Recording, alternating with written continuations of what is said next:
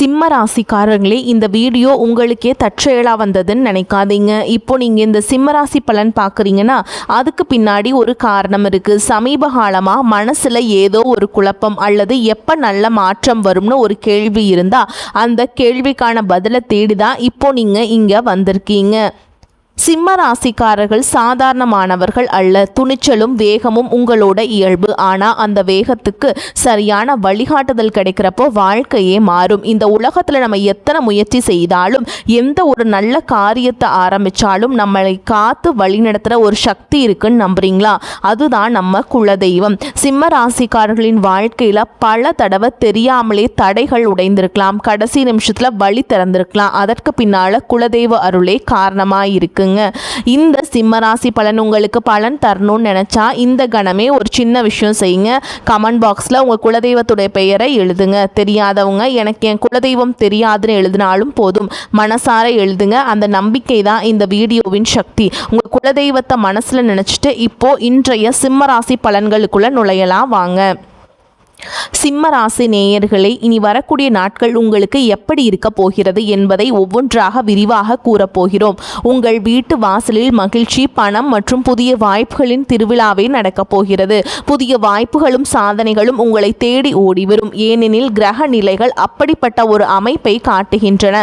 ஆனால் சிரிக்கும் முகங்கள் எல்லாம் சொந்த முகங்கள் அல்ல என்பதை நினைவில் கொள்ளுங்கள். இந்த விஷயத்தில் விசேஷ கவனம் செலுத்துங்கள். இனி வரக்கூடிய நாட்களில் 5 பெரிய கிரகங்கள் தங்கள் மகா பெயர்ச்சியை மேற்கொள்ளப் போகின்றன. அதை பற்றிய தகவல்கள் வீடியோவில் அடுத்து வரும். நீங்கள் வீடியோவை இறுதி வரை பாருங்கள்.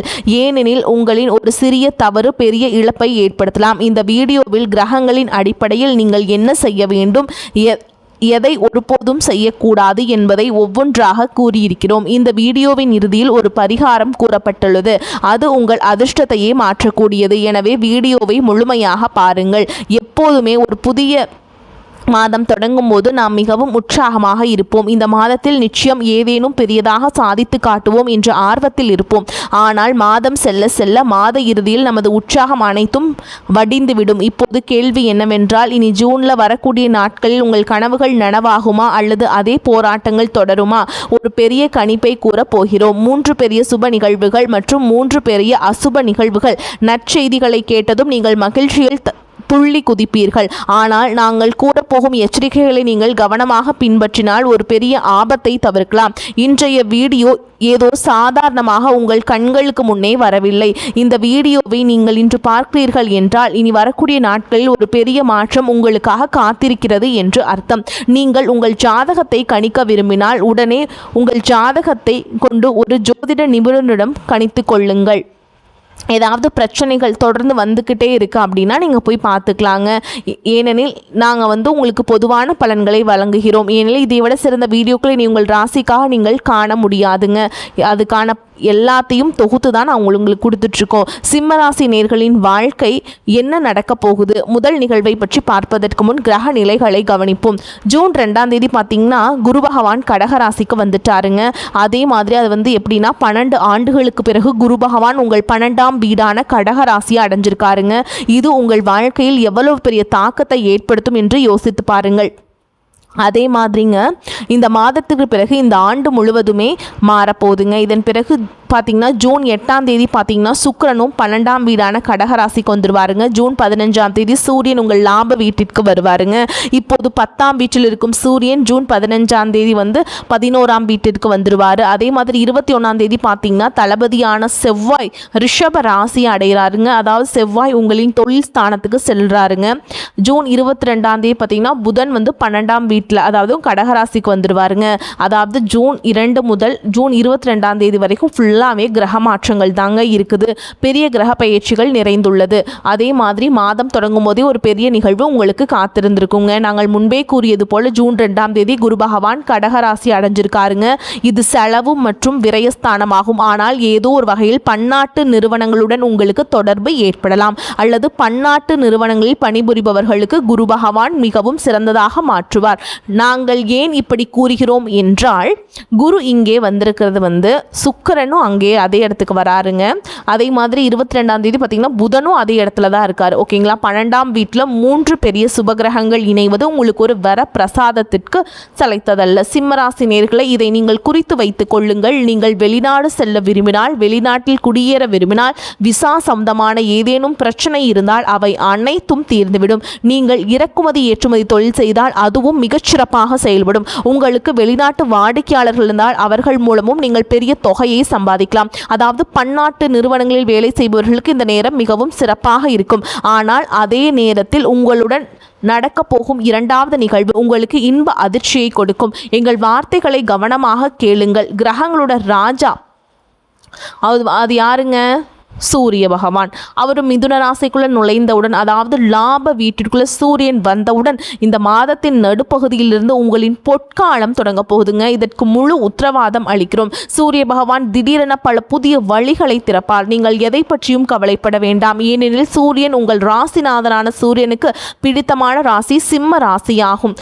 சூரியன் உங்கள் லாப வீட்டிற்கு வந்தவுடன் சிம்ம ராசினருக்கு பல வழிகளும் லாபத்தை கொடுப்பாருங்க. உதாரணமாக, நீங்கள் அரசு சம்பந்தப்பட்ட வேலைகளை செய்கிறீர்கள் என்று வைத்துக்கொள்வோம்.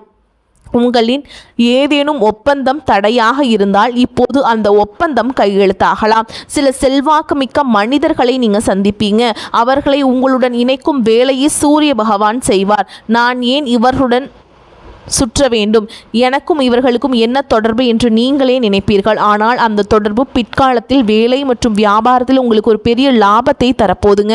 உங்கள் ராசிநாதன் கிரகங்களின் ராஜாவானவர். அவரின் ஆற்றலை சாதாரணமாக நினைக்காதீங்க. காலப்போக்கில் அவர் ஒவ்வொன்றையும் சரியாக அமைத்து கொண்டிருக்கிறார். நீங்கள் ஒன்றை மட்டும் நினைவில் கொள்ளுங்கள், இறைவனின் சன்னதியில் தாமதம் ஆகலாம், ஆனால் நீதி மறுக்கப்படாது. சில சமயங்களில் அதிர்ஷ்டம் நமக்கு துணையாக இல்லையோ என்று தோன்றும். நான் செய்யும் வேலை கெட்டு போகிறது, நான் யாரிடம் பேசுகிறேனோ அவர்கள் என்னை விட்டு செல்கிறார்கள், என் அதிர்ஷ்டமே மோசம் என்று நினைப்பீர்கள். ஆனால் ஒரு விஷயத்தை நினைவில் கொள்ளுங்கள், சூரியன் உதிப்பதற்கு சற்று முன்பு இருள் சற்று அதிகமாகவே இருக்கும். உங்கள் வாழ்க்கையிலும் மகிழ்ச்சியான சூரியன் உதிக்கப் போகிறது. அதனால்தான் இப்பொழுது இருள் அதிகமாக தோன்றுகிறது. இப்போது உங்களை அலட்சியப்படுத்துபவர்கள் நாளை உங்களின் வெற்றிக்கு உதாரணம் கூறுவார்கள்.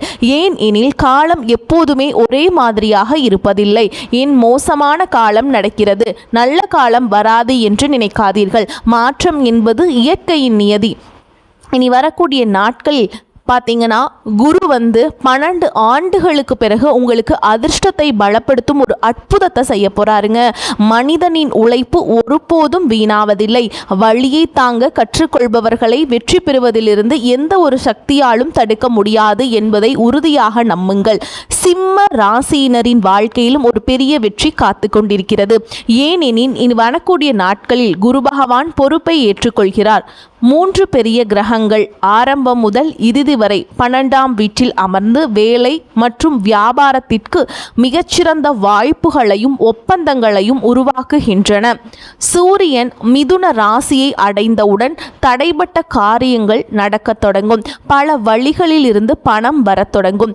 வருமான ஆதாரங்கள் அதிகரிக்கும். ஆனால் 3வது நிகழ்வை கேட்டால் நீங்களே வியப்படைவீர்கள்.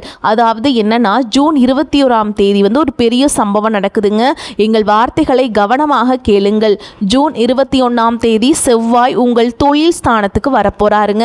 செவ்வாய் இங்கே 10ஆம் வீடான தொழில் மற்றும் கர்ம ஸ்தானத்தை அடைவாருங்க.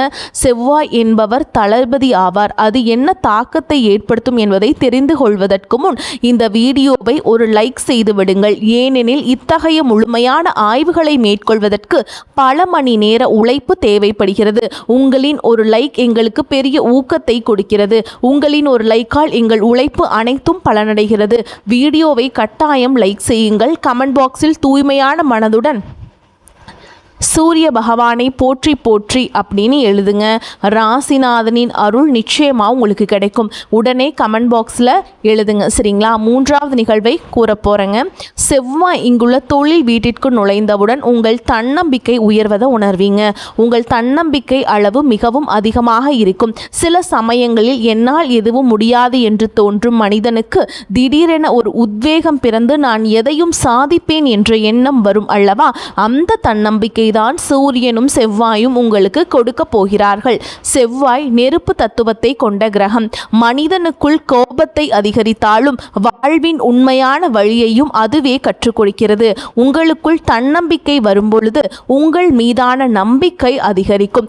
என்னால் முடியும், எனக்கு எதுவும் சிறியதல்ல, எனக்கு எதுவும் பெரியதல்ல, நான் அனைத்துக்கும் தகுதியானவன் என்ற எண்ணம் உங்கள் மனதில் உருவாகும். நீங்கள் ஒரு காரியத்தில் முழு நம்பிக்கையுடன் இறங்கும் பொழுது வழிகள் தானாகவே திறக்கத் தொடங்கும்.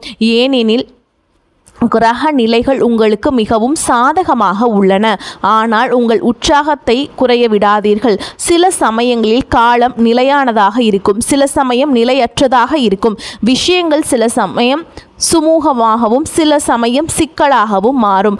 ஆனால் ஒன்றை மற்றும் நிச்சயம், இறைவனின் சன்னதியில் தாமதம் ஆகலாம், ஆனால் நீதி மறுக்கப்படாது. கடந்த 5-6 மாதங்களாக நடந்து வரும் போராட்டம் இப்போது முடிவுக்கு வரப்போகிறது.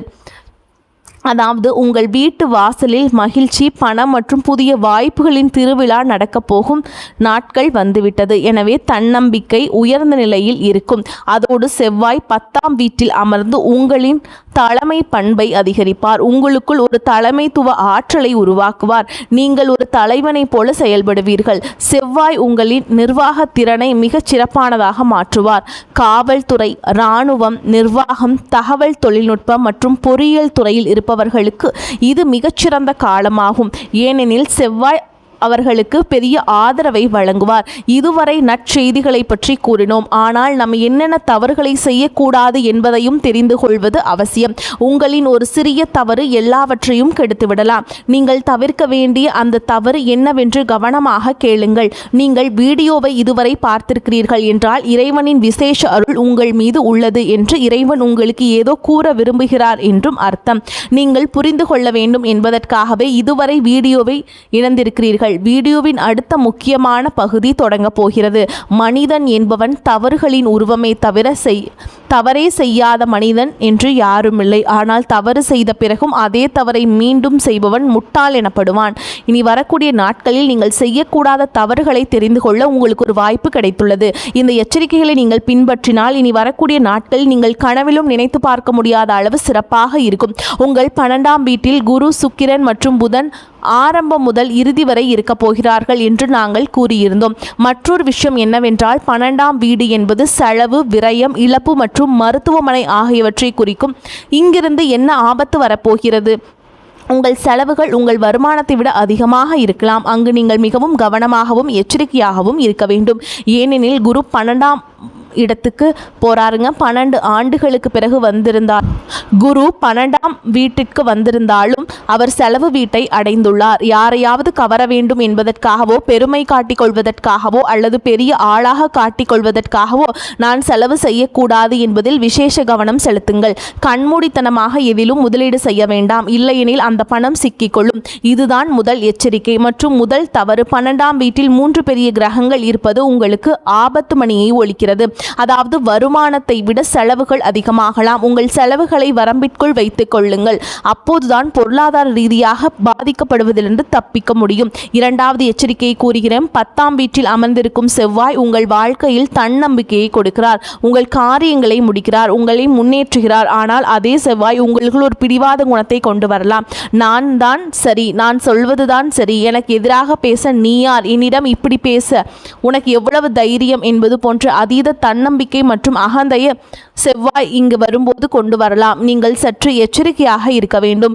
ஏனெனில் இதன் காரணமாக நீங்கள் பணிபுரியும் இடத்தில் உள்ள உங்கள் மேல் அதிகாரியுடன் கருத்து வேறுபாடுகள் ஏற்படலாம். அப்படி ஏதேனும் நடந்தால் வேலை பறிபோகலாம். மனிதன் ஒரு நல்ல பெயரை கட்டி எழுப்ப பல ஆண்டுகள் ஆகின்றன. ஆனால் அந்த பெயரை கெட்டுப்போக அந்த இமேஜ் உடைய சில கணங்களே போதும். எனவே பல ஆண்டுகளாக நீங்கள் உழைத்து உருவாக்கிய அந்த நற்பெயரை காக்க வேண்டிய பொறுப்பு உங்களுடையது. முடிந்தவரை பணிவாக இருங்கள், நிதானமாக இருங்கள், அகந்தையை தவிருங்கள். இந்த நேரம் செவ்வாய் உங்களுக்கு பிடிவாதக்காரனாக மாற்றும் நேரம். குணத்தில் அகங்காரத்தை கொண்டு வரலாம். தன்னம்பிக்கை நல்லதுதான், ஆனால் அந்த தன்னம்பிக்கை அதீத தன்னம்பிக்கையாக மாறி நான் தான் சரி, என்னை விட்டால் யாருமே இல்லை, என்னால் தான் முடியும், இது எனக்கு கைவந்த கலை என்று நினைத்தால் பெரிய பெரிய தவறாகிவிடும். அப்படிப்பட்ட இப்படிப்பட்ட தவறுகளை செய்யாதீர்கள், இல்லையெனில் எந்த ஒரு நிலையும் இல்லாமல் போய்விடும். மூன்றாவது மற்றும் இறுதி எச்சரிக்கையை கூறுகிறோம். 12ஆம் வீட்டில் 3 கிரகங்களின் சேர்க்கை இருப்பதை காண முடிகிறது.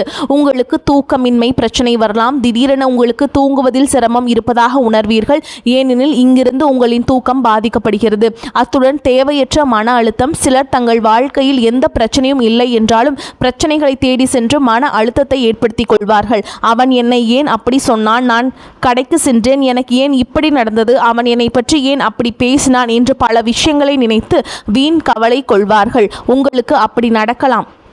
உங்களை சற்று அமைதியாக வைத்துக் கொள்ளுங்கள். கவலைகள் நீங்கவில்லை என்றால் இறைவனின் சன்னதியில் அமருங்கள். அங்கு பிரார்த்தனைகளை செய்யுங்கள். இதனால் உங்கள் மனம் ஆன்மீகத்தில் ஈடுபடும். படிப்படியாக அமைதி அடையும். உங்களுக்கு கண்களில் எரிச்சல் போன்ற பிரச்சனைகள் வரலாம். உங்கள் மன ஆரோக்கியத்தில் அதிக கவனம் செலுத்துங்கள். இப்போது உங்களுக்கு 2 பரிகாரங்களை கூற விரும்புகிறோம். அந்த 2 பரிகாரங்களும் செவ்வாயின் எதிர்மறை தாக்கத்தை குறைப்பதோடு 3 கிரகங்களால் ஏற்படும் பிரச்சனைகளுக்கு தீர்வு காணும். முதலாவது பரிகாரத்தை கூறுகிறோம். செவ்வாய்க்கிழமைகள் தோறும் இந்த பரிகாரத்தை நீங்கள் செய்வதால் செவ்வாய் பகவான் உங்களுக்கு ஏற்படுத்தும் தேவையற்ற விவாதங்கள், ஈகோ மற்றும் அதீத தன்னம்பிக்கை போன்ற எதிர்மறை பலன்கள் நீங்கும். இவை உங்கள் நட்பெயரை கெடுக்கக்கூடியவை. இந்த பரிகாரத்தை செய்யுங்கள். ஆஞ்சநேயர் கோவிலுக்கு சென்று மல்லிகை பூ வாங்கி கொடுங்க. ஓகேங்களா? அதே மாதிரி அனுமனுக்கு செந்தூரம் சமர்ப்பிக்க வேண்டும். இதெல்லாமே நீங்கள் பண்ணிகிட்ருக்கணுங்க. அதே மாதிரி ஓம் ஆஞ்சநேய பெருமானே போற்றி போற்றி அப்படிங்கிறத நீங்கள் எழுதி போடலாம் 108 முறை. அதே மாதிரி அனுமனுடைய சாலிஷா பாராயணம் செய்கிறதும் நல்லதுங்க. ஒவ்வொரு செவ்வாய்க்கிழமையும் இந்த பரிகாரத்தை நீங்கள் செய்வதால் லாபம் கிடைப்பதை யாராலும் தடுக்க முடியாது. சிம்மராசி நேயர்களே, உங்களுக்கான 2வது பரிகாரம் இதுதான். செலவுகள் குறைந்து சேமிப்பு அதிகரிக்க வேண்டும் என்று நீங்கள் விரும்பினால் வியாழக்கிழமைகள் தோறும் வாழை மரத்தை வழிபட்டு அங்கே அமர்ந்து ஓம் குரு பகவானே போற்றி போற்றி அப்படிங்கிற மந்திரத்தை உச்சரிக்க வேண்டுங்க. குரு பகவான் 12 ஆண்டுகளுக்கு பிறகு இந்த யோகத்தை உருவாக்குறாருங்க. நீங்கள் அதன் முழு பலனையும் பெற வேண்டும். நேர்மறையான விஷயங்கள் நிறைவாக உங்களுக்கு கிடைக்கணும் அப்படின்னா நீங்கள் இதெல்லாம் பண்ணணுங்க. எதிர்மறையான விஷயங்கள் மிகவும் குறைவாக பண்ணி கொடுக்கும் இந்த பரிகாரம். ஓகேங்களா? இது எல்லாத்தையும் ப்ராப்பராக ஃபாலோ பண்ணிட்டு வாங்க. வாழ்த்துக்கள். வாழ்க வளமோடு நலமோடு. நன்றி, வணக்கம்.